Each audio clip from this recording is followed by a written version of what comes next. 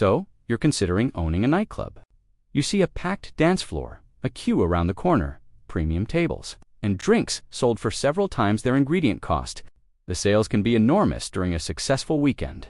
Yet, a crowded room can still produce disappointing owner income once rent, construction debt, payroll, entertainment, security, insurance, marketing, taxes, and constant repairs take their share.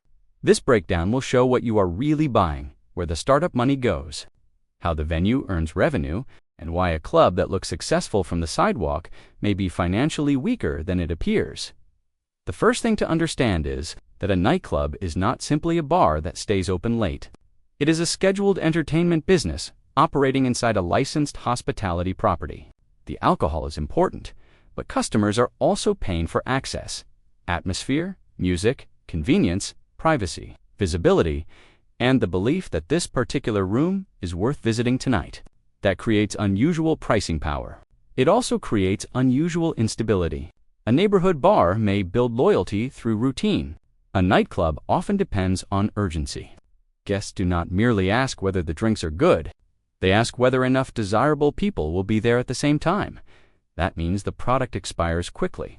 An empty seat in a restaurant can be sold tomorrow. An unsold hotel room disappears at sunrise. A nightclub's unused capacity can vanish even faster, because most demand may be concentrated into a few hours on Friday and Saturday.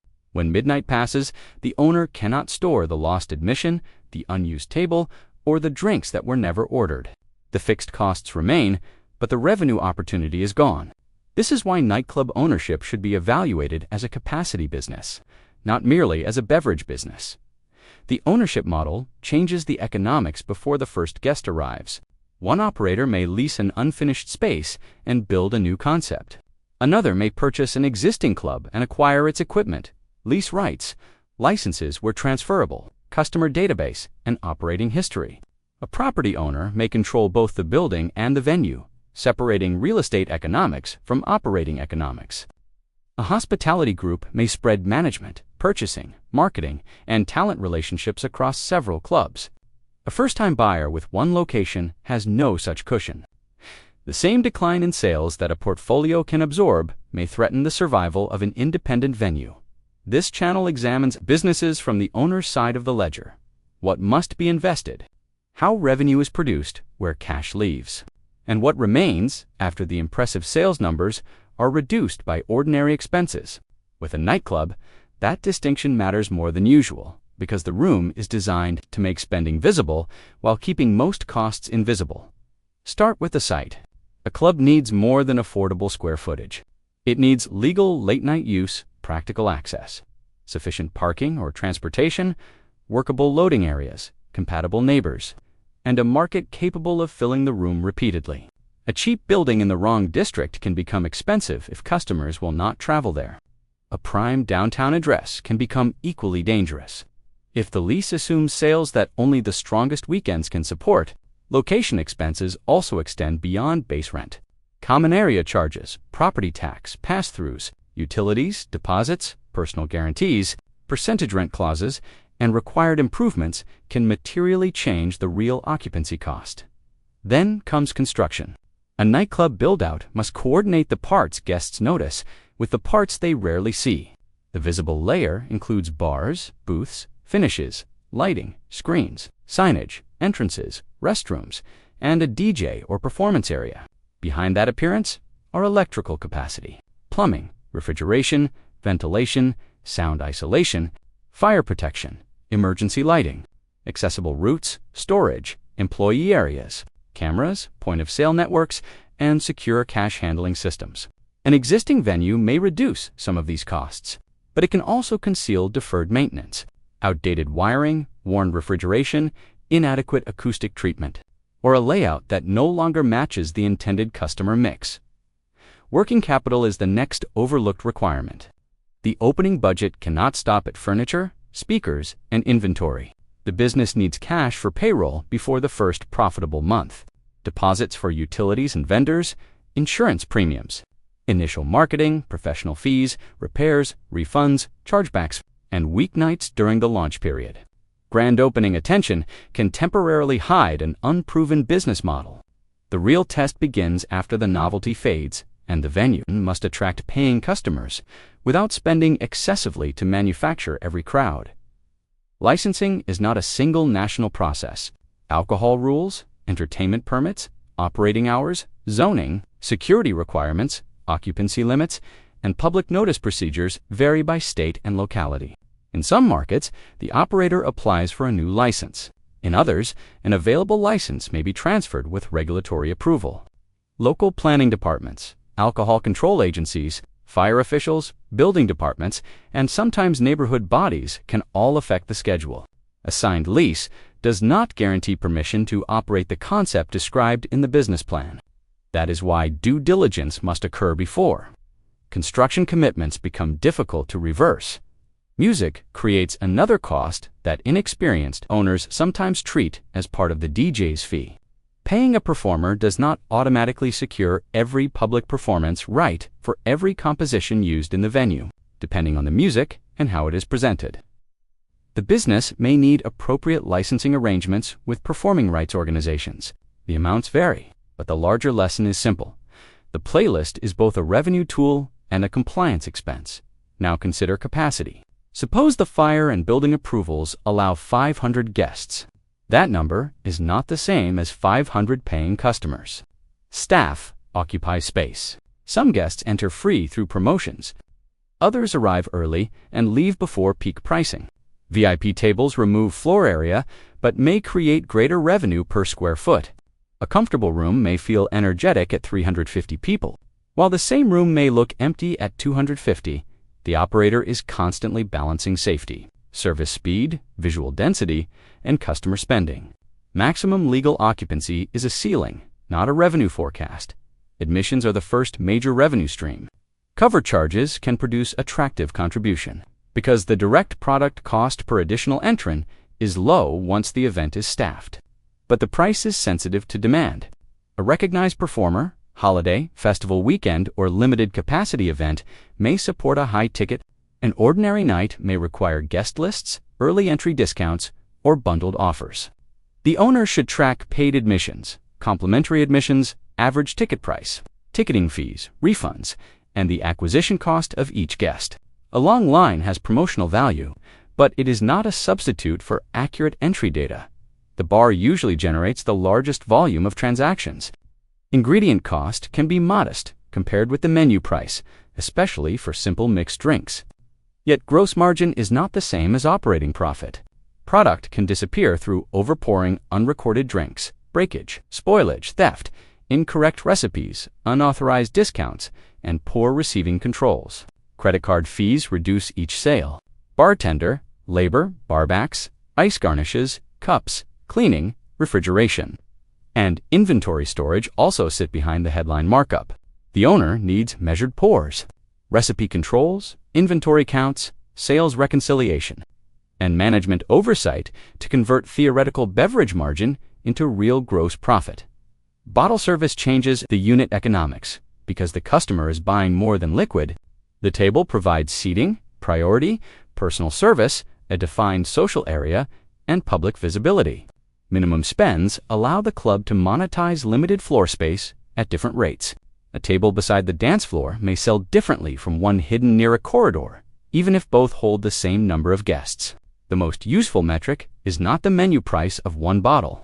It is total table revenue minus product, server labor, commissions, complimentary items, payment fees, and the opportunity cost of space that could have served other customers.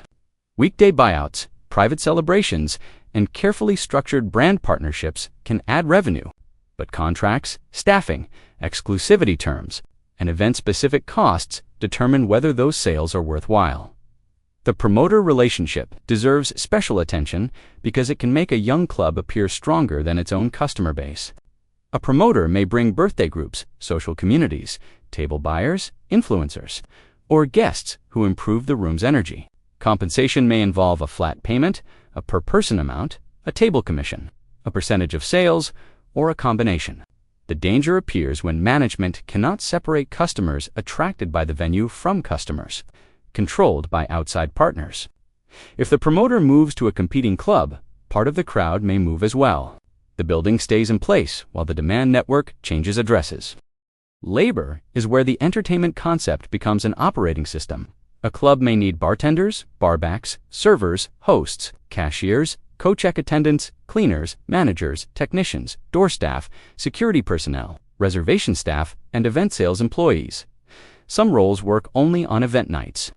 Others handle purchasing, scheduling, maintenance, bookkeeping, marketing, and compliance throughout the week. Payroll should include more than hourly wages, employer taxes, workers' compensation, training, uniforms, overtime, benefits where offered, contractor classification, and management salaries all affect the true labor burden. Service speed directly influences revenue. If customers wait too long, some abandon the line or buy fewer rounds.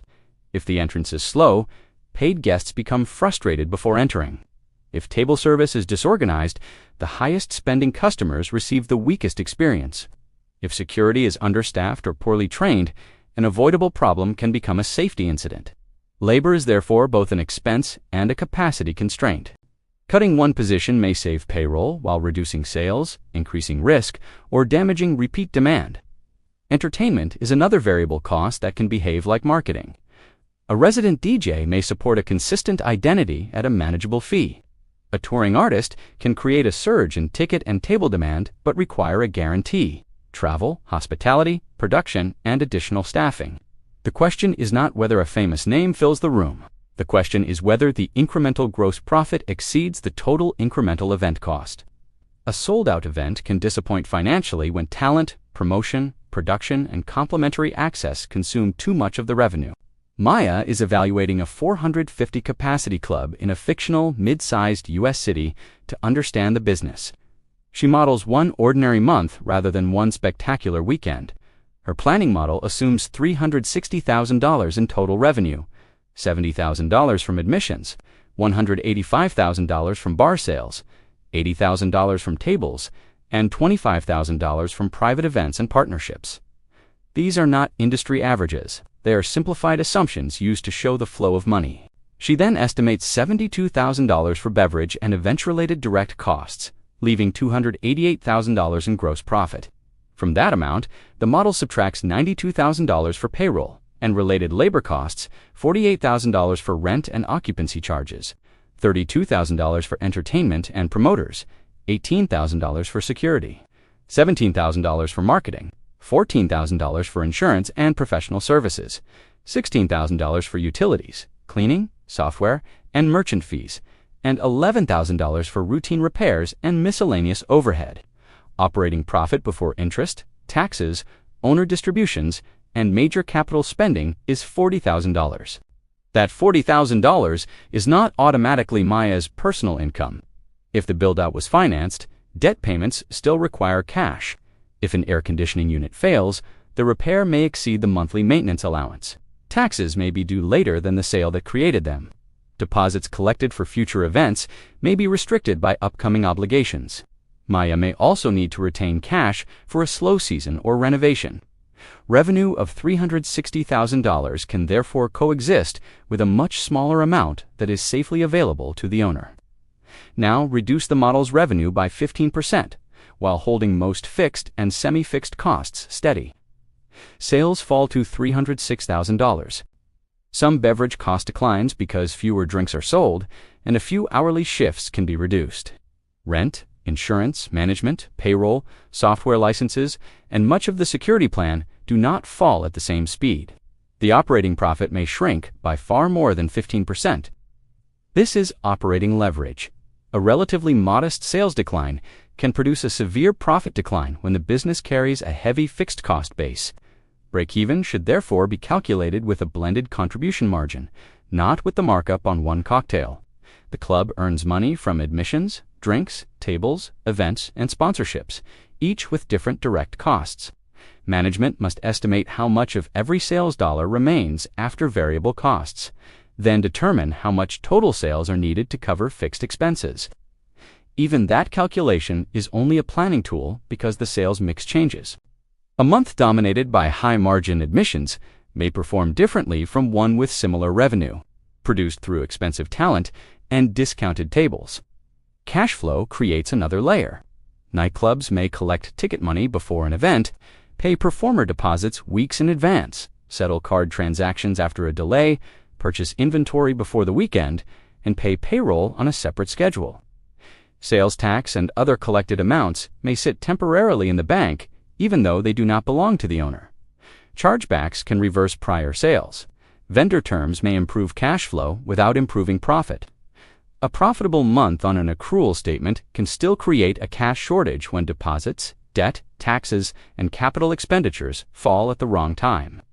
Inventory control is especially important because the product is small, valuable, and easy to consume without a visible paper trail.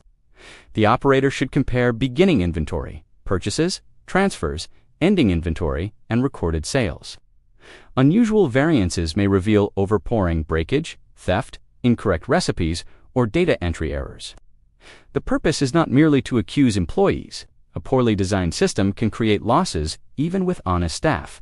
Bottles stored in unsecured areas, inconsistent measuring tools, rushed receiving, and weak point-of-sale permissions make accurate control difficult.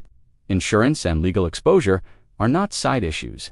Coverage may include general liability, liquor liability where applicable or required, property, workers' compensation, business interruption, cyber risk, and other policies based on the venue. State law determines when an alcohol-serving business may face liability connected with service to underage or visibly intoxicated patrons. Contracts with landlords, lenders, performers, and event clients may require specific limits or endorsements. One serious incident can trigger medical claims, litigation, regulatory review, reputational damage, and operating restrictions simultaneously. Safety systems must work when the room is loud, dark, crowded, and emotionally charged. That includes controlled entry, identification checks, occupancy monitoring, trained alcohol service, emergency procedures, camera coverage, incident documentation, and communication between managers and security. Employee noise exposure can also require attention under workplace safety rules. These measures do not guarantee that nothing will go wrong. They reduce preventable risk and provide evidence that the operator treated safety as an operating responsibility rather than a reaction after an incident. Maintenance affects both function and demand. Refrigeration, plumbing, ventilation, sound equipment, lighting controls, payment terminals, furniture, doors, and restrooms endure heavy use during compressed periods. A broken fixture in a warehouse may be invisible to customers. In a nightclub, worn finishes and failing effects can alter the customer's perception of value. The venue may still be physically usable while appearing culturally outdated. That creates a recurring reinvestment problem. The operator must refresh the experience before declining demand makes the upgrade difficult to finance. This is also why a nightclub's resale value can be complicated. Furniture and electronics depreciate. A lease may have limited time remaining or require landlord approval for assignment. Licenses may not transfer automatically. The concept's reputation may belong partly to the current owner, promoter network, or management team. A buyer will care about verified cash flow, clean books, compliance history, lease terms, equipment condition, customer data, and the ability to continue operations without losing demand. A famous name painted above the entrance has little value if the economics cannot survive the transfer. Owner-operated and manager-operated clubs also produce different results. An owner who handles scheduling, purchasing, promoter relationships, and financial control may reduce management payroll, but that savings is partly compensation for the owner's labor. A manager-operated venue must pay qualified leadership and build systems that function without constant owner presence. The second model may be more scalable, but only if the location generates enough operating profit to support professional management. Calling the owner's unpaid labor profit exaggerates the return. Seasonality and concentration make reserves essential. A club may depend on a limited number of holiday weekends, convention periods, tourism peaks, college calendars, or festival dates. Bad weather, transportation disruption, a canceled performer, or a competing opening can damage a weekend that cannot be recreated on Tuesday. Economic weakness may first appear in lower spend per guest rather than lower attendance. The room can remain busy while customers trade down from tables to individual drinks. Order fewer rounds or arrive only when admission is discounted. Expansion should come after the first venue demonstrates repeatable demand and disciplined controls. A second location can spread brand awareness and purchasing, but it can also duplicate construction debt, management complexity, and compliance exposure.